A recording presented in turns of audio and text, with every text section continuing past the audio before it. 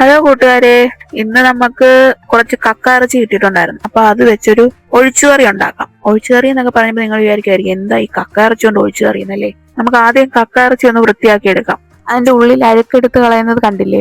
ഇനി ഒഴിച്ചുകറിക്കുള്ള സാധനങ്ങൾ എന്തൊക്കെയാണെന്ന് നോക്കാം. അരിഞ്ഞു വെച്ചിരിക്കുന്ന മാങ്ങ, ഉള്ളി, മുരിങ്ങിക്ക, പച്ചമുളക്, തിരിങ്ങിയ തേങ്ങയിലേക്ക് ചെറിയ കൊച്ചുള്ളി, മഞ്ഞപ്പൊടി, മുളക് പൊടി, ലേശം ഉലുവ, മല്ലിപ്പൊടി, കറിവേപ്പില, ഇതെല്ലാം കൂടെ ഇട്ട് നല്ലതുപോലെ ഒന്ന് ഫൈനായിട്ട് അരച്ചെടുക്കുക.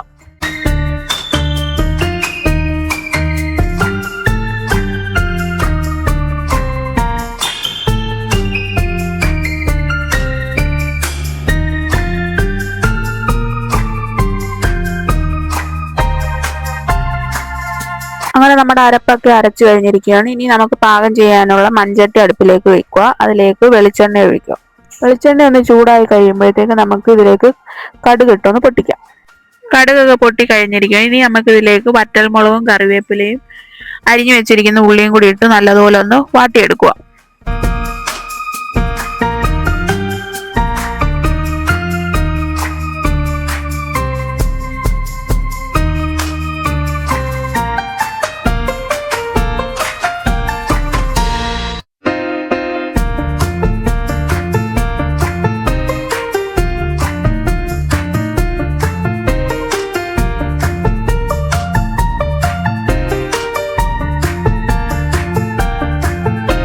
ഉള്ളിയൊക്കെ നല്ലതുപോലെ വാടി കഴിഞ്ഞിരിക്കുകയാണ്. ഇനി നമുക്ക് ഇതിലേക്ക് അരിഞ്ഞു വെച്ചിരിക്കുന്ന പച്ചമുളകും മുരിങ്ങയ്ക്കയും മാങ്ങയും ഉണ്ടല്ലോ, അത് ഇതിലേക്ക് ഇട്ട് കൊടുത്ത് നല്ലതുപോലെ ആ എണ്ണയിലിട്ടൊന്ന് വാട്ടിയെടുക്കുക.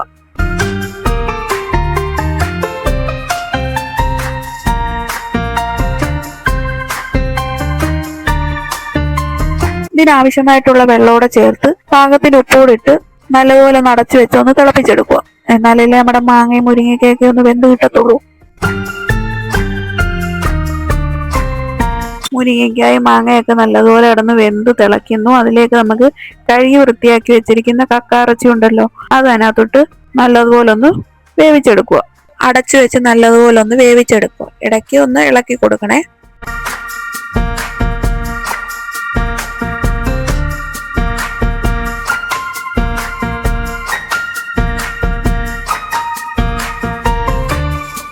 കക്കയുടെ, മുരിങ്ങയ്ക്കയുടെ, മാങ്ങയുടെ ഒക്കെ സത്ത് അതിനകത്ത് ഇറങ്ങി അതിലേക്ക് നമുക്ക് അരച്ചു വെച്ചിരിക്കുന്ന അരപ്പുണ്ടല്ലോ, ആ അരപ്പോട് ഇതിലേക്ക് ചേർത്ത് നല്ലതുപോലെ ഒന്ന് ഇളക്കി എടുക്കുക.